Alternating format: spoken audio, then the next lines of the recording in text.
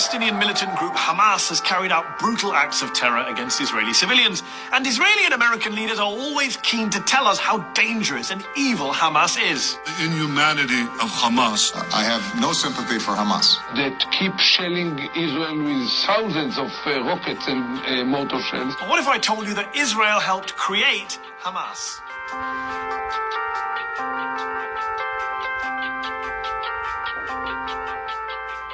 Officially, Hamas, which is the acronym for an Arabic phrase meaning Islamic Resistance Movement, was founded in 1987, at the start of the first Palestinian Intifada, or uprising, against the Israeli occupation. But its roots were planted much earlier. The Hamas founder, Sheikh Ahmed Yassin, was a half-blind, disabled Palestinian cleric and member of the Muslim Brotherhood.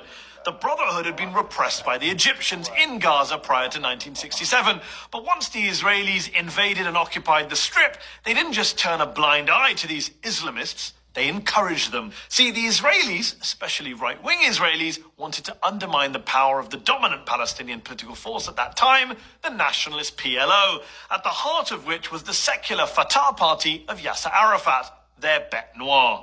By empowering Sheikh Yassin and the Muslim Brotherhood, Israeli leaders thought they could divide and rule the occupied Palestinians, play them off against each other, secular nationalists against religious Islamists. So in 1978, when Yassin wanted to officially register his Islamic Association, which was basically the precursor to Hamas, the Israelis were only too keen to help. Yassin built and grew a network of Islamist social institutions across Gaza, including schools and clubs and mosques, and Israel helped fund some of those projects. Most American politicians have no clue about any of this, although the former Republican Congressman Ron Paul once made this point on the floor of the House. Hamas was encouraged and really started by Israel because they wanted Hamas to counteract Yasser Arafat. Arafat himself told an Italian newspaper, quote, Hamas is a creature of Israel. He even claimed that former Israeli Prime Minister Yitzhak Rabin admitted as much to him, calling it a fatal error.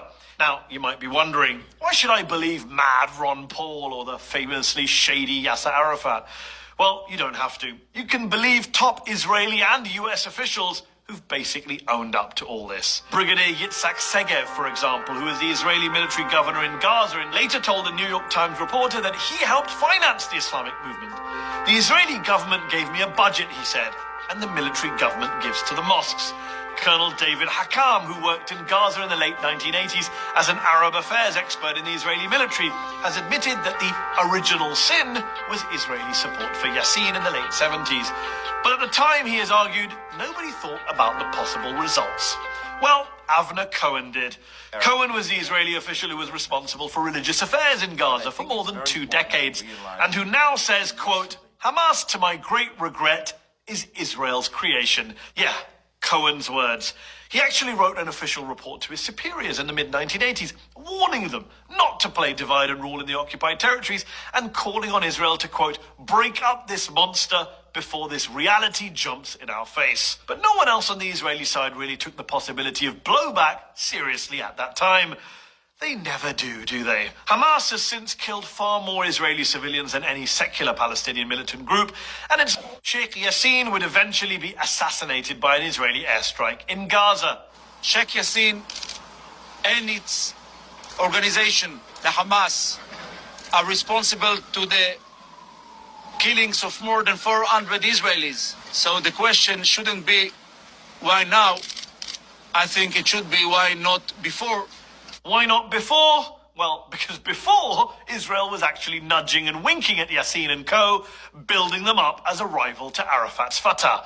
The die was cast for blowback. Blowback, incidentally, that they decided to double down on when they assassinated Yassin. You can hear the crowds chanting for Hamas, and any idea that this operation would actually suppress or diminish that organization seems to be ill-judged. The inconvenient truth is that Hamas is in part a creature of Israel's own making, an enemy that Israel spent more than 20 years helping to build up, and then spent the next 20 years, the past 20 years that is, trying to bomb, besiege, and blockade out of existence.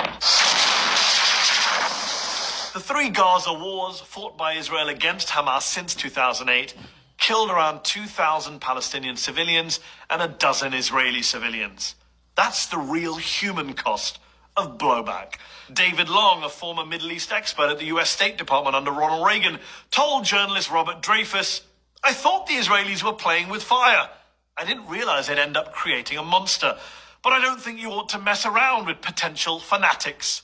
It's a lesson both the Israelis and the Americans never seem to learn, though. And as usual, innocent people, in this case Palestinians and Israelis, continue to lose their lives as a result."